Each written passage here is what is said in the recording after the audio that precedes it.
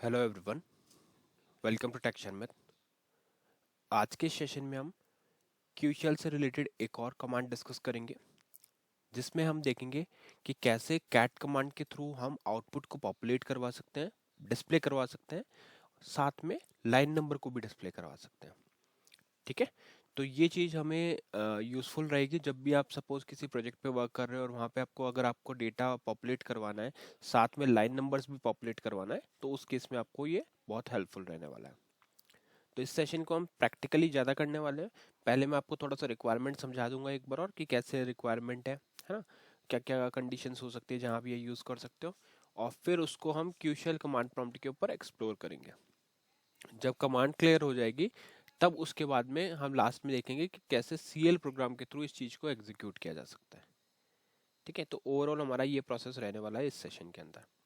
तो स्टार्ट करते हैं रिक्वायरमेंट से। रिक्वायरमेंट के लिए हमें कुछ फाइल्स चाहिए, जैसे अगर यहाँ पे मैं आपको वर्क एल एन के लिख के दिखा दूँ, वर्क एल एन के एंटर, तो ये अपनी work with object link screen आ गई। यहाँ पे डायरेक्टरी दी हुई है। बाय डिफ़ॉल्ट डायरेक्टरी हमारी क्या है, स्लैश होम स्लैश शर्मित।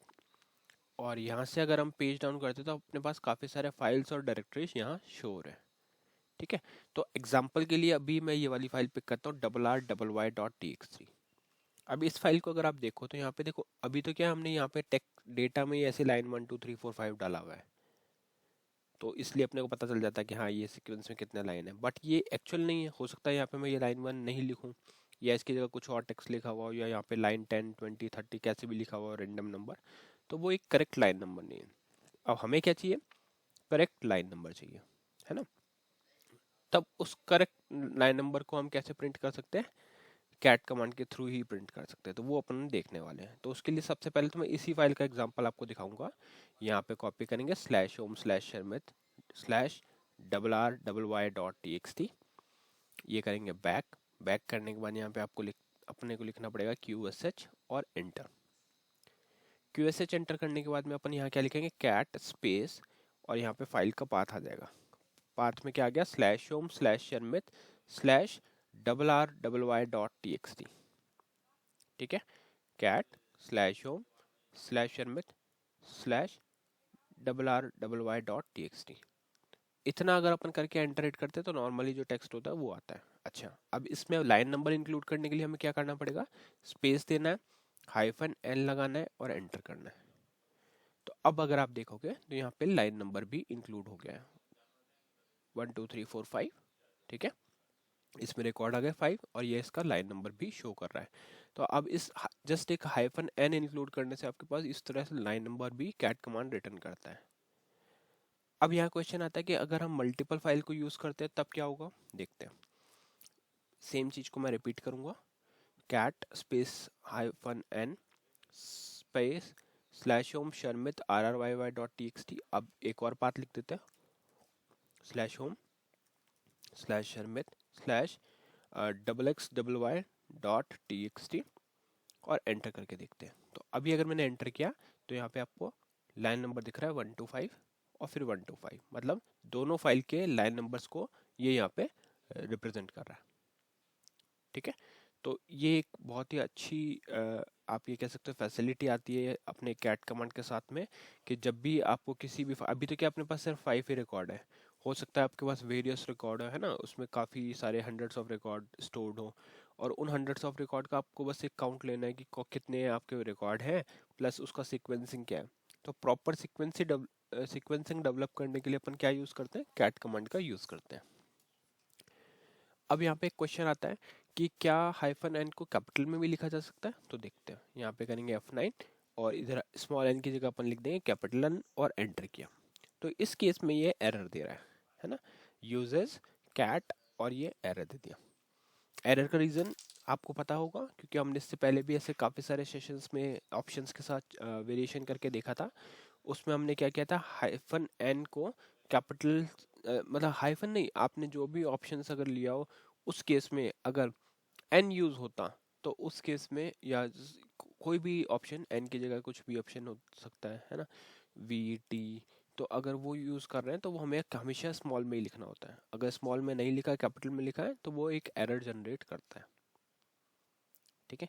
तो उसी तरह से यहाँ पे भी कैट कमांड के साथ में अगर हाइफन आप स्मॉल एन की जगह कैपिटल एन लिखोगे तो वो एक एरर जनरेट कर देगा, इस तरह का कुछ आपको एक एरर शो होगा। तो ये हमें हमेशा मेक श्योर करना है कि जब भी आप इस कमांड को रन कर रहे हो तो यहाँ पे हाइफन एन जब भी लिखना है तो स्मॉल में ही लिखना है, ठीक है। तो एक तो ये सिनेरियो हो गया। अब एक चीज़ और देखते हैं, जैसे अगर मैं आपको QSH वर्क लिंक पे दिखाऊं जाके, यहाँ पे हमारे पास एक फाइल है डबल एट, आई थिंक वो फाइल डिलीट हो चुकी है या हाँ ये वाली $88 है ना। अब इसमें अपन क्या करेंगे, सिंपल रीडायरेक्ट करके देखते हैं आउटपुट को। अभी जो इसमें डेटा है उसको एक काम करते हैं, फाइल को रिमूव कर देते हैं। अब इसमें आउटपुट रीडायरेक्ट करेंगे और देखेंगे कि क्या वो लाइन नंबर भी इंक्लूड करता है आउटपुट के अंदर। तो उसके लिए फिर से लिखेंगे QSH cat hyphen n space slash home slash Sharmit slash, और यहाँ पे आ जाएगा अब आपका फाइल का नेम। तो हो गया RRY.txt space slash home slash Sharmit slash XXY.txt। और फिर अगर एंटर करेंगे तो ये तो अभी अपने को नॉर्मली इसमें आउटपुट दिखा रहा है सीक्वेंस नंबर के साथ। इसी चीज़ को रीडायरेक्ट कर देते हैं सिंगल एंगुलर ब्रैकेट, और यहाँ पे रीडायरेक्ट करने के बाद में अपना फाइल का नेम आ जाएगा। पाथ भी अगर आप चाहो तो दे सकते हो इस तरह से, slash home slash Sharmit slash AABB.txt, और फिर एंटर करेंगे। अब जैसे ही हम एंटर हिट करेंगे तो ये आउटपुट जो है अपना रीडायरेक्ट हो चुका है, क्योंकि डॉलर से पहले कोई भी मैसेज नहीं आया। मैसेज नहीं आने का मीनिंग यही है कि अपनी जो कमांड थी वो सक्सेसफुली एग्जीक्यूट हो चुकी है, ठीक है। अब ये एग्जीक्यूट हो गई है तो अब क्या करना पड़ेगा, सिंपली आपको जाना पड़ेगा आउटपुट चेक करने के लिए। चाहे तो आप वहाँ पे ही कैट कमांड रन करके भी आउटपुट देख सकते थे, मैं बताऊँगा कैसे। वर्क एल एन किया, पेज डाउन, और यहाँ पे AABB.txt फिर से क्रिएट हुई है, और इस बार इसमें सीक्वेंस नंबर भी इंक्लूड किया है, ठीक है। तो जब भी आपके पास कोई, अगर जैसे आप मल्टीपल आउटपुट को रीडायरेक्ट कर रहे हो किसी फाइल में, तो उसको स्टोर करने के लिए बेस्ट वे यही रहता है कि हाइफन एन यूज़ करें, जिससे आपको एक प्रॉपर सीक्वेंसिंग भी मिलती है। फिर सपोज अगर आपको यही जो आपकी फ्लैट फाइल है या जो ये फाइल है टेक्स्ट फाइल, इसको अगर आपको किसी प्रोग्राम के थ्रू रीड करना है तो उस केस में अगर प्रॉपर सीक्वेंस वहाँ मेंटेन होगा तो आप सिंपली उस लाइन नंबर के बेसिस पे भी डेटा रिट्रीव करके या कुछ भी मॉडिफिकेशन मैनिपुलेशन कर सकते हो। तो इसीलिए अपन हाइफन एन ज़्यादातर यूज़ करते हैं कि जो भी आउटपुट है वो उसमें स्टोर हो जाए।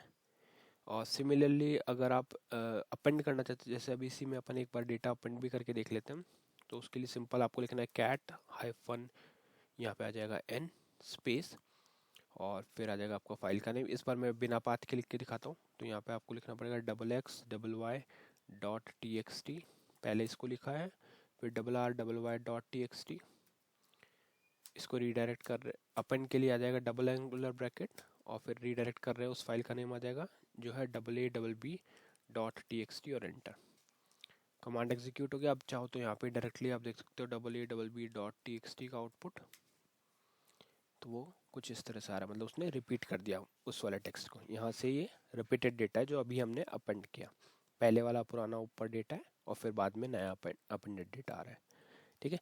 इसी चीज़ को अगर आपको कभी CL प्रोग्राम से करना है, या मैं पहले एक बार आपको फाइल का डेटा वहाँ पे भी दिखा देता हूँ वर्क लिंक में। तो यहाँ पे आप देखोगे इसमें ये तो अपना ओल्ड डेटा है ऊपर वाला, इसके बाद वाला, और ये वाला है अपना न्यू डेटा, यहाँ से यहाँ तक न्यू डेटा है, ठीक है। तो ये देख लिया। अब फटाफट से एक प्रोग्राम को अपन मॉडिफाई करके देखते हैं कि कैसे इस कैट कमांड को एन के साथ यूज़ किया जा सकता है। ये एक अपना प्रोग्राम है, program to use cat with hyphen N, ठीक है। ये प्रोग्राम हो गया, इसको मॉडिफाई कर रहे हैं अपन पुराने वाले प्रोग्राम को। वेरिएबल हमने डिक्लेयर किया हुआ है, वेरिएबल डिक्लेयर करने के लिए DCL लिख के वेरिएबल का नेम, टाइप, स्टोरेज, लेंथ डालना है, एंटर करना है, फिर CHG वैर लगा के आपको यहाँ पे कमांड के साथ में ही जस्ट एक हाइफन एन दे देना है, हाइफन एन। और अभी अपन अपेंड नहीं कर रहे, खाली डिस्प्ले करा के देख लेते हैं। तो यहाँ से इसको हटा देते हैं और फिर सिंपली एंटर इट करना है। तो अब ये क्या करेगी कमांड, कैट कमांड दोनों फाइल का जो डेटा है RRY.txt और XXY.txt, इनको मर्ज करेगी, लाइन नंबर के साथ में शो करेगी। एग्जीक्यूट करने के लिए strqsh, यहाँ पे आपका वेरिएबल का नेम आ जाएगा और ये कमांड रेडी है। तो अब इसको सिंपली क्या करना है, आपको फाइल करके कंपाइल करना है और कॉल करना है। तो अब आपके पास आउटपुट आ रहा है विद लाइन नंबर। ठीक है, तो इस तरह से जब भी आपको किसी दो या दो से ज़्यादा फाइल का merged output with line number populate करना है कैट कमांड से, तो आप उसमें -n का यूज़ करोगे। आई होप ये सेशन आपको क्लियर हुआ होगा। नेक्स्ट सेशन में हम बाकी टॉपिक डिस्कस करेंगे। So thank you for watching टेक्शन में।